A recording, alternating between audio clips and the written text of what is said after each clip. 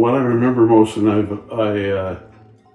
I've told people about that, was Jill coming into the house, and she walked into the big open area there, looked out the picture window, and pointed and said, "That's going to sell your house." And it was the view out to the mountains. Well, we thought about that. It would be a selling point, but how important those things were. But then you set things out. You kind of sensed we were really kind of overcome with what it was going to take to do it. Mm-hmm. And you said you put it in a step-by-step process. It said, "Now wait, let's think about the first thing first, and the fact that you said you will be with us through the whole step-by-step process. We needed that." And when it came to clearing out the rooms, you said start with the easiest one and then go from there.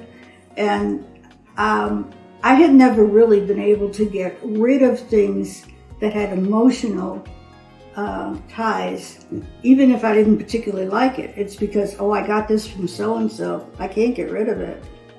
But I found that after we moved here, when I was unpacking some of the directions, I looked at one thing, that's as ugly as sin, and I threw it out. And it was a cup or something from a World's Fair that occurred before I was ever born. So, it had no personal feeling, but yeah. And I'm still getting rid of stuff. We definitely still have things to get rid of. Anything else you can think of?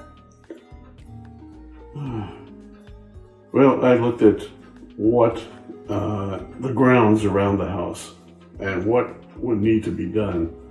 I was a bit concerned with the condition of the water feature out in front and the general landscaping and stuff that was getting away from us. Fortunately, we had our son from South Carolina here who would come up periodically, and he started helping with the landscaping a lot more. Yeah. It really helped us out in that sense, because I was finding as I tried to do some of the things that physically what I thought I could do out there, just landscaping stuff, I couldn't handle very well. It was becoming more and more evident that there were a lot of things we had to get going on this downsizing.